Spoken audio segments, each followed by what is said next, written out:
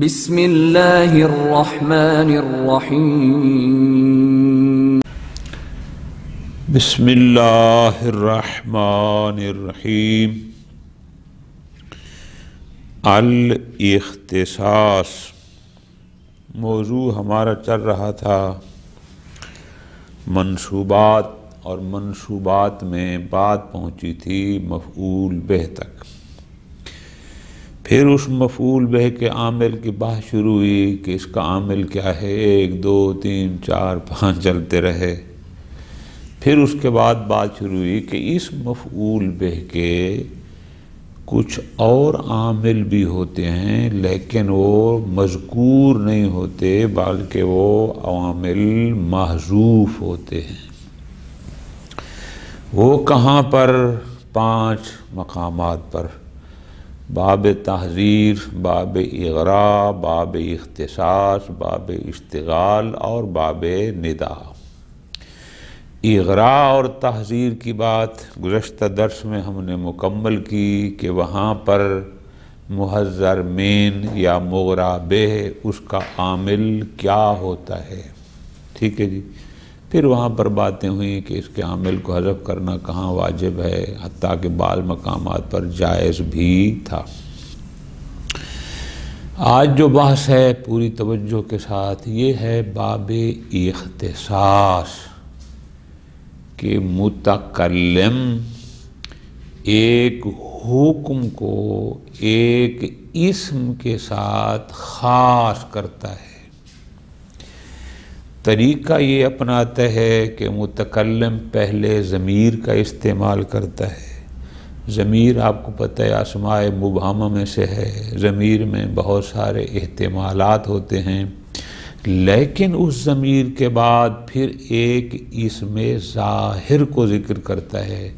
تو اس کا مطلب ہے کہ اس ضمیر میں جو مختلف احتمالات تھے ان میں سے میری مراد یہ ہے، جس کو بطور اسم ظاہر بیان کرے گا۔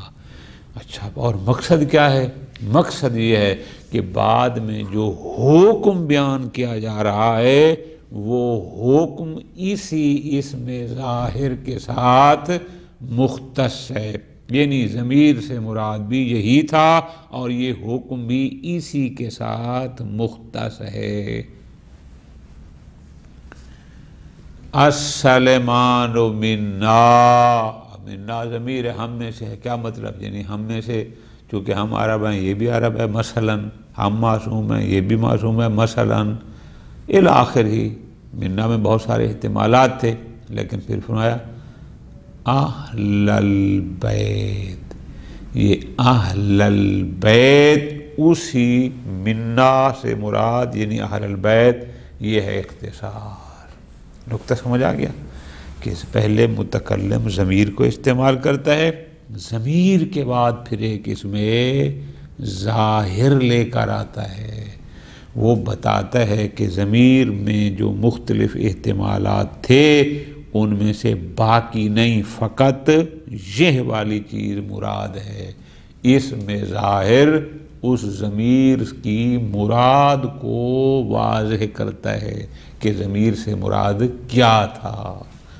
پس اس میں ظاہر اور ضمیر گویا ایک شے ہو گئی کہ اس سے مراد بھی وہی لیں گے جو اس میں ظاہر ہے، اور پھر ایک حکم کو اس کے لیے خاص کیا جاتا ہے۔ مثالیں انہوں نے دی ہیں، مثلا نحن معشر العلم، نحن ضمیر ہے ہم، اس میں بہت سارے احتمالات ہیں۔ ہم سے مراد کیا؟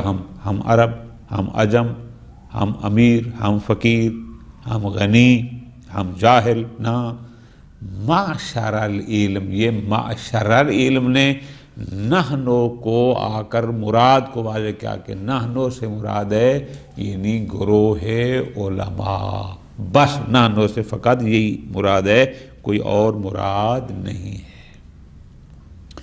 پھر اس کے بعد آتا ہے کہ نصلح الامہ، یہ حکم ہے، ٹھیک۔ اب اس باب اختصاص میں یہ جو ہم نے کہا نحنو معشر العلم، یہ معشر العلم کیوں پڑا ہے، یہ ہمارا بحث ہے۔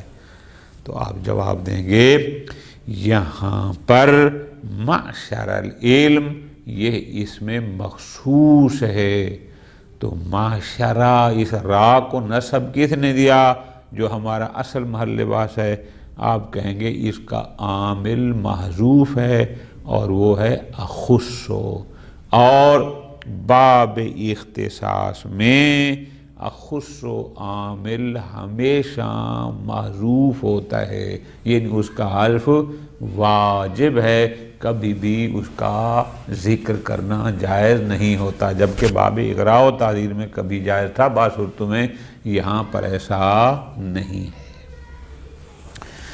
بس اختصاص کیا ہے؟ آپ جواب دیں گے ایک حکم کو ایک اسم ظاہر کے لیے مختص کرنا کہ یہ حکم فقط انہی کے لیے ہے، تو وہ جو اسم مخصوص ہوگا اس کا جو عامل ہے وہ عامل محذوف ہوتا ہے، اور وہ عامل محذوف کیا ہوگا؟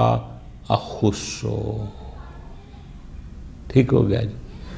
اس کو کہتے ہیں باب اختصاص، یعنی عامل محذوف اخصو کے ذریعے ایک اسم ظاہر کو ایک حکم کے لیے خاص کرنا کہ یہ حکم فقط اسی کے لیے ہے، کسی اور کے لیے نہیں۔ بالکل آسان، تھوڑی سی آپ توجہ کر لیں تو فرماتے ہیں الاختصاص۔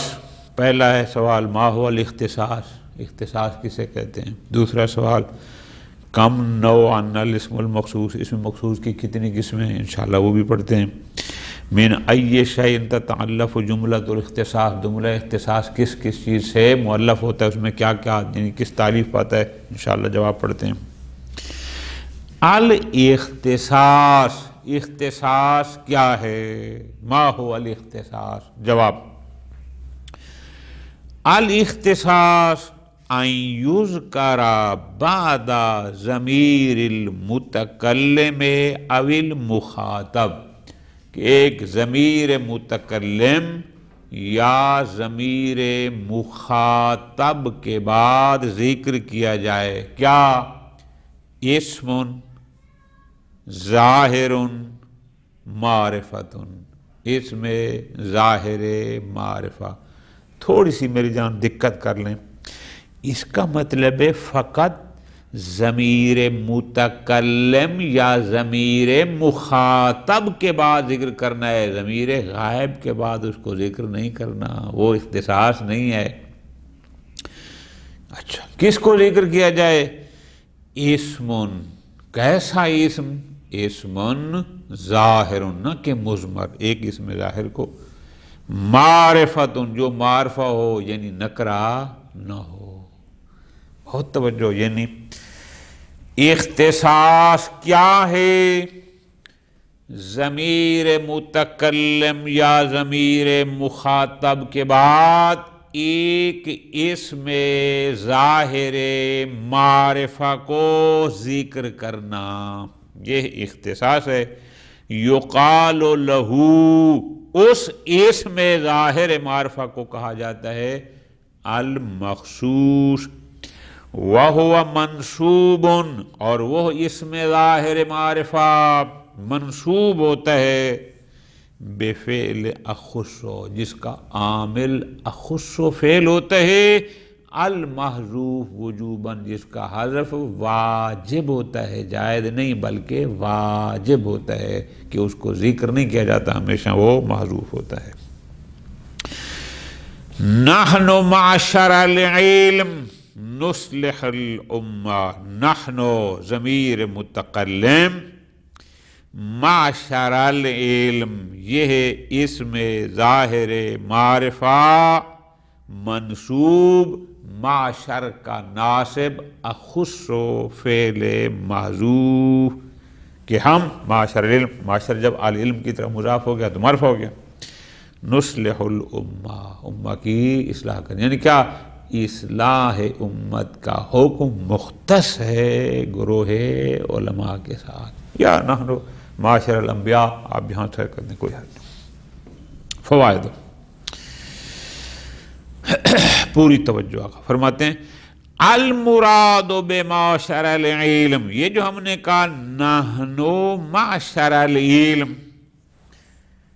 المراد بمعشر العلم ہونا المتکلم نفسہ، کہ اس سے مراد ذات متکلم ہے، لا شخص آخر یکاتبہ، نہ کہ کوئی اور شخص جس کو وہ خطاب کر رہا ہے، نہ یہاں نحنو سے مراد بھی شخص متکلم، معشر علم سے مراد بھی شخص متکلم، کہ وہ اپنے آپ کو معاشر علماء کے گروہ میں، یعنی ہمارے اوپر ہی یہ ذمہ داری ہے، تو اس سے مراد وہی ہے جو خود متکلم ہے، اپنی بات کر رہا ہے، نہ شخص آخر، نہ کہ کوئی اور جو خاطب ہو جس کو مخاطب ہے، ایسا نہیں۔ وَقَضَا حُکْمُ كُلِّ مخصوص، یہ بات فقط اسی میں نہیں ہے کہ جو متکلم کے بعد ہے مراد وہی ذات متکلم ہوگی، نہ ہر مخصوص کا حکم یہی ہے، اگر وہ ضمیر خطاب کی آئے گا تو مراد بھی فقط وہی اس کی ذات ہوگی، مخاطب کوئی اور نہیں۔ انشاءاللہ آگے مثالیں آتی ہیں، ٹھیک ہو گیا؟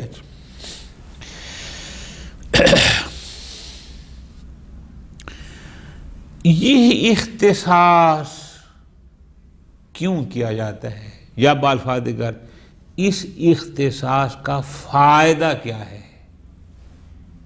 کیوں اختصاص کیا جاتا ہے، اس کی وجہ فرماتے ہیں الغرض من الاختصاص، اختصاص کی غرض و غایت، اس کا فائدہ کیا ہے؟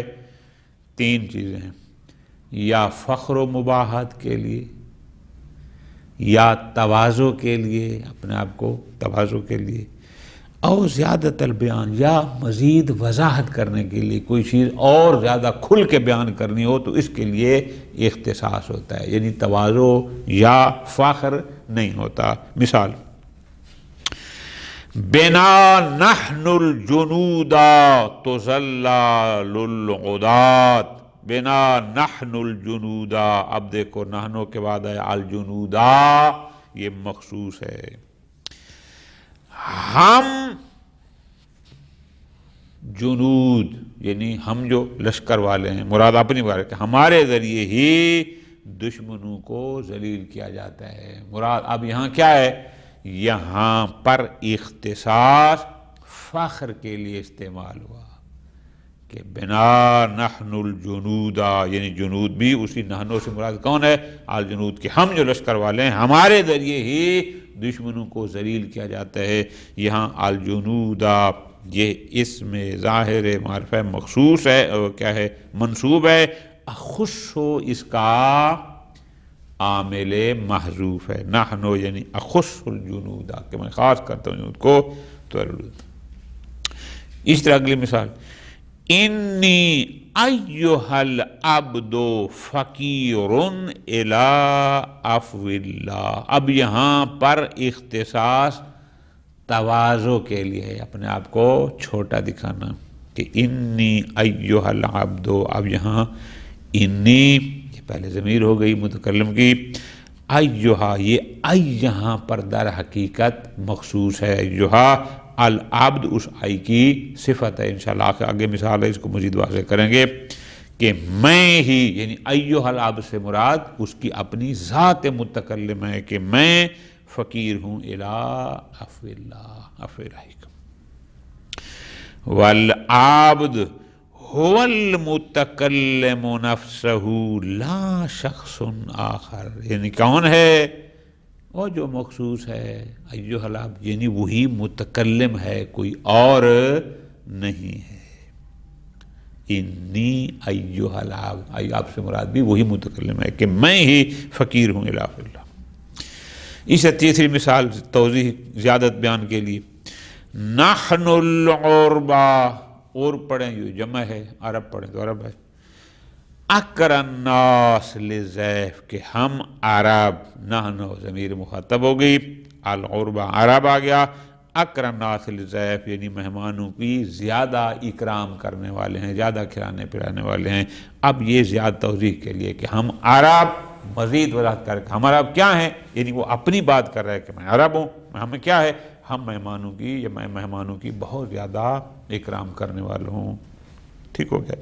تو پس اختصاص کی غرض کیا ہوتی ہے؟ کوئی متکلم کیوں اختصاص سے کام لیتا ہے؟ تو آپ کہیں گے یا فخر کی خاطر، یا تواضع کے لیے، یا زیادہ بیان یعنی مزید وضاحت کرنے کے لیے۔ ٹھیک ہو گیا؟ ختم۔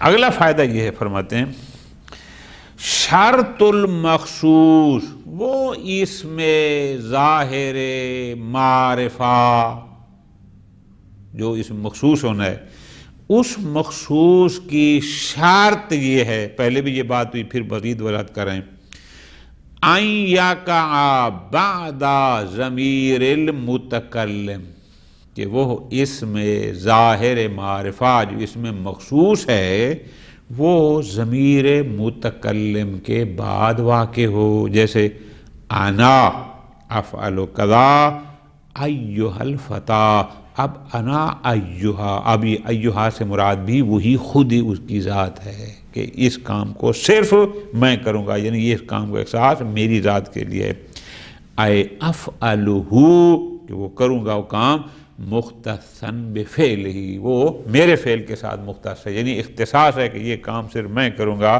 من بین الفتیان، جوانوں میں سے میں ہی وہ ہوں جو اس کام کو کروں گا۔ ٹھیک ہو گیا؟ تو پس وہ جو مخصوص ہے جو اسم ظاہر معرفہ ضمیر متکلم کے بعد واقع ہوگا، وَقَدْ يَقَعُ بَعْدَ ضمیر الخطاب، بعض اوقات وہ مخصوص یعنی اسم ظاہر معرفہ ضمیر خطاب کے بعد بھی واقع ہوتا ہے، جیسے سبحانک اللہ العظیم، اب اللہ سبحانہ کا ضمیر خطاب کے بعد آیا ہے۔ ٹھیک ہو گیا جی؟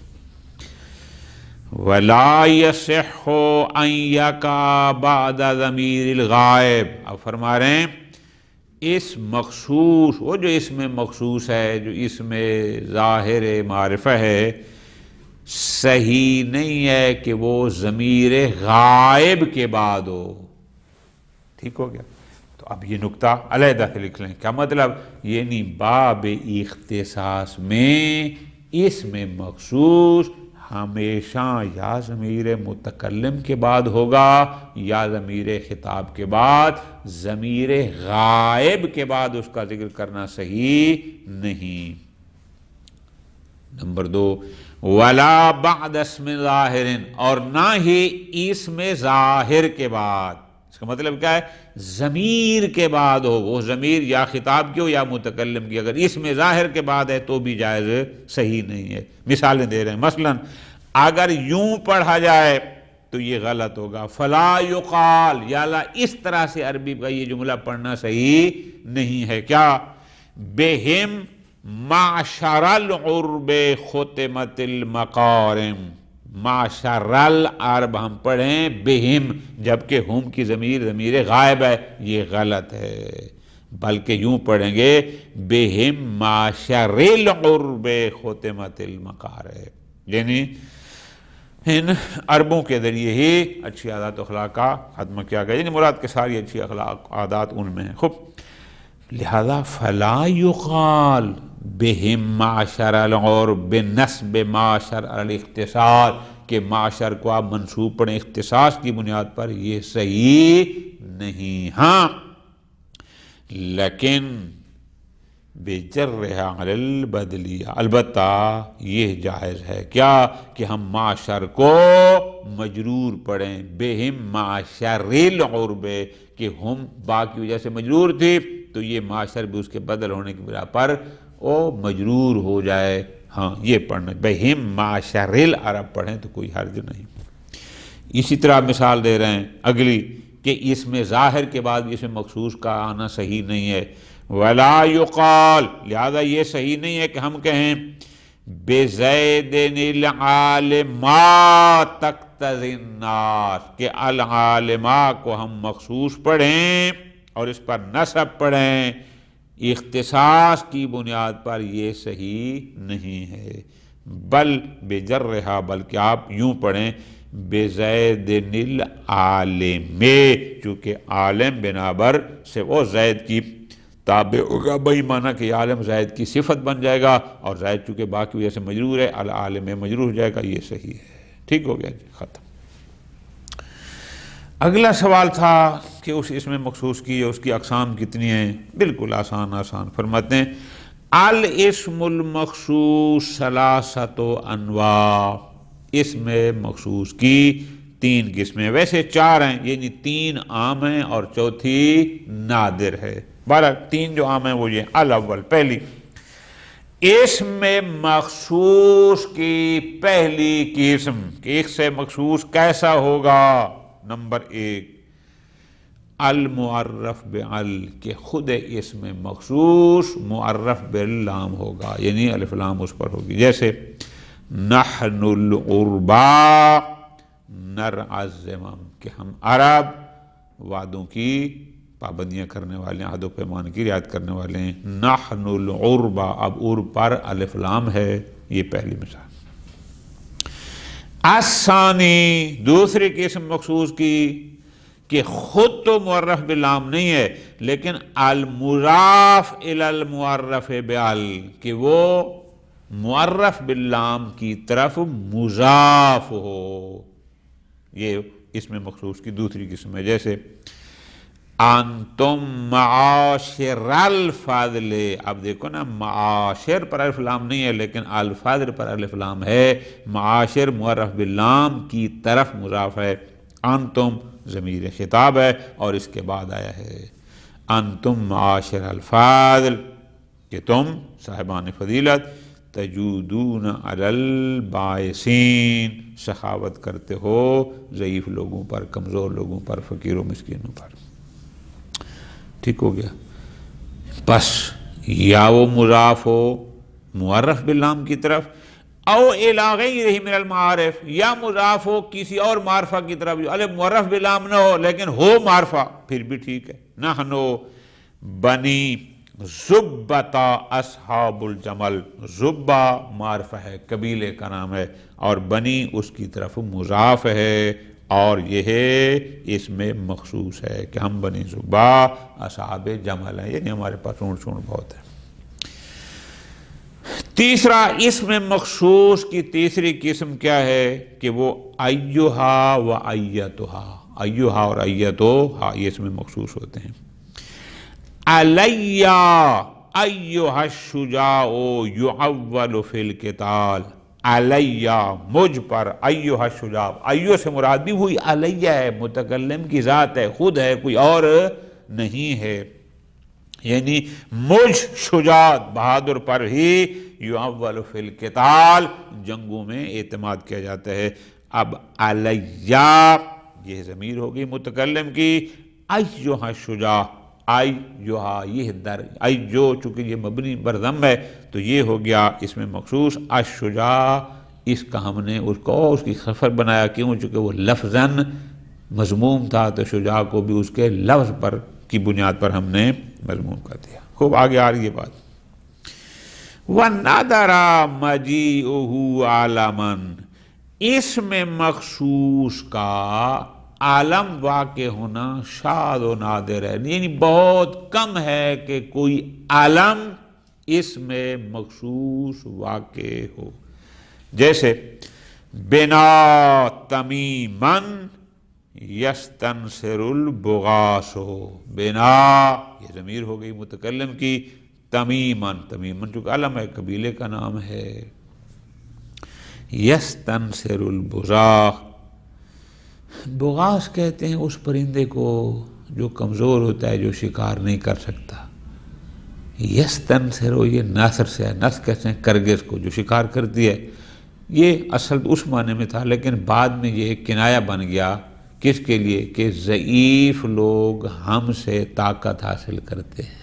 لفظی معنی تو یہ بنے گا نا کہ جو شکار نہیں کر سکتا وہ بھی کرگس بن جاتا ہے ہماری وجہ سے، لیکن یہاں پر مرادی معنی یعنی جو ان کی ضرب المثل ہے وہ یہ ہے بنا تمیمن، ہم قبیلہ بنی تمیم کے لوگ اپنی بات کر کے ہمارے سے یستنصر البغاة یعنی کمزور بھی طاقت حاصل کر لیتے ہیں، اس معنی میں استعمال ہوتا ہے، لفظی معنی اس کا اور ہے، نصر کہتے ہیں، کرگس کو بغاث کہتے ہیں اس پرندے کو کہ جو شکار نہیں کر سکتا۔ خوب فائدتن فرماتے ہیں ایہا و ایتوہا یبنیان علی غم، یہ مبنی علی ضم ہے، ایو کو ہمیشہ ایو پڑھنا ہے، ایتو کو ہمیشہ ایا تو پڑھنا ہے، مبنی علی ضم ہے، لیکن فی محل نصب، محلن یہ منصوب ہیں، اگرچہ لفظاً مرفوع ہیں اس لیے مضموم ہے چونکہ یہ مبنی ہے اور مبنی پر علی ضم ہے، لیکن فی محل نصب محلن منصوب ہیں، کیوں؟ علی المفعولیت باخص، اس لیے کہ یہ اخصو کے مفعول ہیں اور اخصو کا حذف کرنا واجب ہے۔ بس یہ جو ہم نے کہا علیہ ایہا، توجہ میری جان، یعنی علیہ اخصو ایہا، تو یہ ایو تو پڑھ رہے ہیں اس لیے کہ یہ مبنی ہے لیکن محلن منصوب ہے چونکہ اخصو عامل محذوف کا یہ مفعول ہے۔